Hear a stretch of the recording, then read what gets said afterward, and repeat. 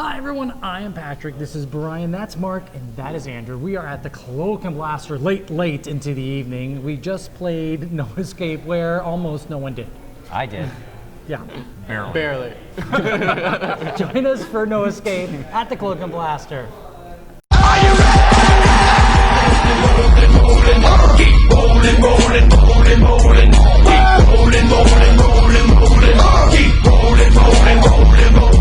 Now I know y'all be loving this game right here. People in the house. Brian, tell us how you escaped from No Escape. Lucky It was quite simple, really. No Escape is a 2 to 8 player, kind of like a reverse dungeon delve. You're not really seeking anything. All the players are on a spaceship or a space station, which is beginning to crash and burn, and there's only one escape hatch. And all the players are running from the main center of the ship to try to get off of the ship before it all blows up. Okay. Basically, all you have to do during your turn is it's kind of like it's a tile placement game. Every player starts off with 3 tiles, and during your turn, you get to play an action tile if you have one. Then you must play a maze tile, and then you then you can choose to activate one of your energy tokens, which will give you a +1 to your movement and allow you to activate your jetpack to fly over other players.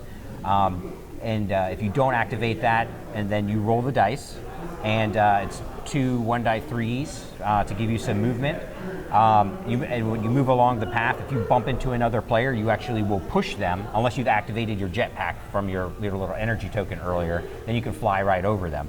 And again, you're just basically trying to get off of the ship, the first one. And some of the action tiles are kind of like take that. And with that, Patrick, what would you kind of say? Why don't you discuss what your favorite and not favorite things are about No Escape? I want everyone to be able to kind of just jump in on whatever. Obviously, I'm going to start with what I think is probably the most frustrating part of the game is this thing is not 30 minutes. No. For sure. If you have people that know how to play the game or can figure out how to play the game, you're going to be playing this game for a little bit. At least an hour. I think even after you play the game, it's an hour playthrough. Maybe a 2-player game it's 30 minutes, but even then I would doubt it because there's a lot of we played fast, and even still it took us an hour and 22 minutes to play the game. Yeah, Brian obviously had the longest turns, like normal, but they weren't hellishly long like you're usually. Right, but they pay off. A little bit of AP goes a long way. Yeah, you lived and everyone else died. But like Andrew, was there something like what was the thing that you thought you didn't like so much, the roll and move part? Yeah, so it felt like there was a lot of luck-based elements, and it was very, very difficult to escape because of some of that. A lot of the players have to kind of target you because you have to play a tile every turn. That's probably what I would like the least.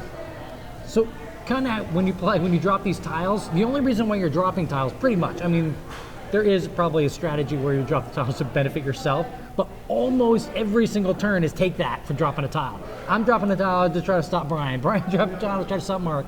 Mark's dropping a tile to try to stop Andrew, or you're teaming up on one person if they've got more options opened up. So if you don't like take that, this game probably is really going to suck.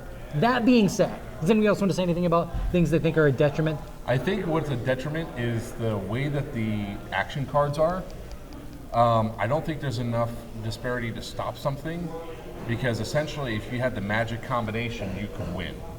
Like you essentially won on that magic, a little bit of a magic combination by swapping out a tile to do it. So I think when you have a take that style game that you have action cards on, you really have to look at, the way that these tiles and stuff are playing, because I think that's like the only way you can go play faster is if you have that magic combo early on and you're like, oh, by the way, bing, bing, I'm not. Or eliminate the luck of getting that combination, like have a strategy to get it.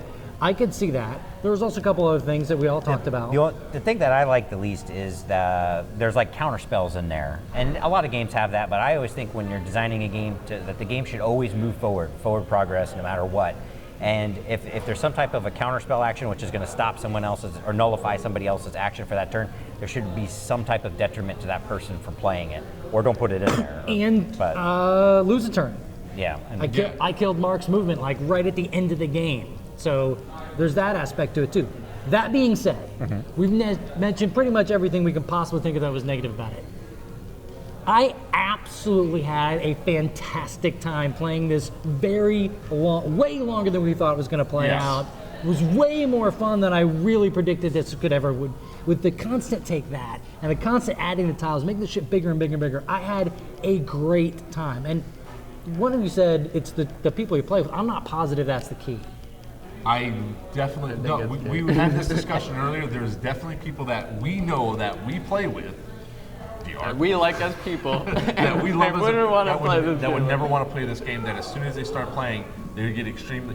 This game is. I love take that games for obvious reasons. We designed these guys. We design these kind of games so we like them. This was even an extreme amount of take that. So, but I mean, overall, the tile placement was really interesting. The tension was always there throughout the entire game. So there was a lot of tension based because you're like, ooh, how do I really screw somebody else up? Like, we got you good because you almost won with your placement. It's like, oh, nope, here you go. Put another end cap there. So I like those aspects, and I like some of the tile aspects too. Some of the tiles that let us do some interesting things like draw 3 tiles and play them out, and some combos and stuff you can do. It's always like stuff like that. But And Andrew, you were talking about the tension that built as the deck of tiles diminishing. because that's all we had left, right? Right. And Once your getting tiles lower. run out, the space station or spaceship blows up and Blows we all up. die.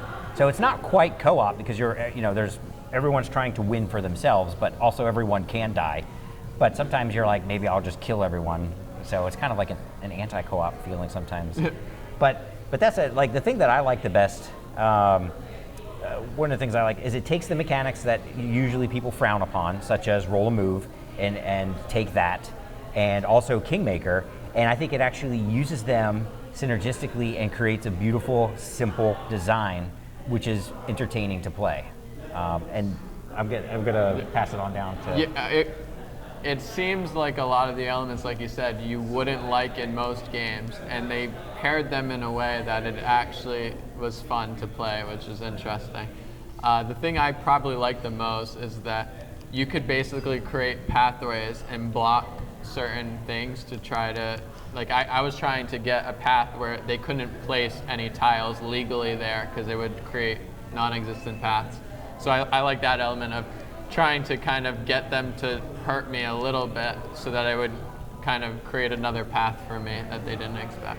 Super strong strategy at that level. At that level of the game, there was super strong You strategy. have to be very spatially aware of what's going on and being able to do fast counting and stuff when you're placing it out to make sure that things are going good. And we almost, the game was almost true to form of being no escape. We were down to only, well, there's the other 6. So we're down to like 7 tiles left, and I was about to draw 3 of them. So it's a definitely interesting concept of placement and everything else. Not really a negative, but I would definitely work on the number of spaces you move seemed too small, was my biggest gripe. Because there was a lot of times like you roll snake eyes, I rolled snake eyes, and it's when some of the tiles themselves are 5 spaces to get across. Obviously create a tension, but I would like to see if you had more movement in this, you are going to have a faster play, and you're going to have a lot more quick strategy going down the line of that thing. I agree, but you even said yourself that would require so much No, more you play said testing. that. It would require a lot more play testing. I still say I think D4s. we were talking about the I think it would- additional playtesting would be extensive to change anything on this game. They clearly have playtested the number the And way it works now. Yeah, and I had really so much fun playing a game I was kind of on the fence with when we started.